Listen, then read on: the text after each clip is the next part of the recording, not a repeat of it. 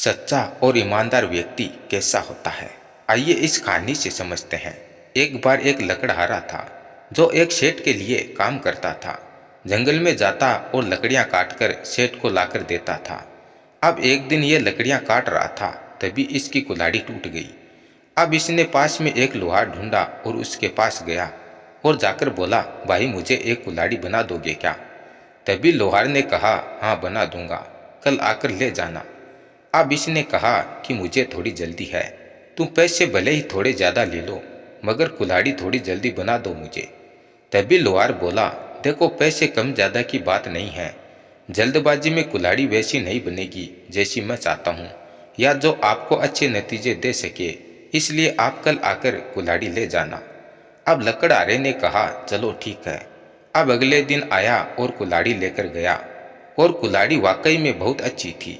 इसका काम पहले की तुलना में ज़्यादा अच्छा और जल्दी होने लग गया। अब ये बात इसने सेठ को बताई। तभी सेठ बोला, कितने रुपए की लाए तुम ये कुल्हाड़ी? अब इसने कहा, 50 रुपये की। तभी सेठ ने सोचा, क्यों ना मैं ही इन कुल्हाड़ियों का व्यापार कर लूं, क्योंकि यह कुल्हाड़ी 200 रुपये से कम की नहीं है।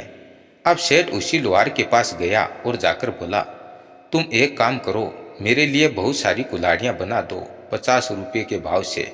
मैं तुम्हें नगद पैसे दूंगा, बस तुम एक बात याद रखना कि आज से तुम मेरे अलावा किसी और के लिए काम नहीं करोगे।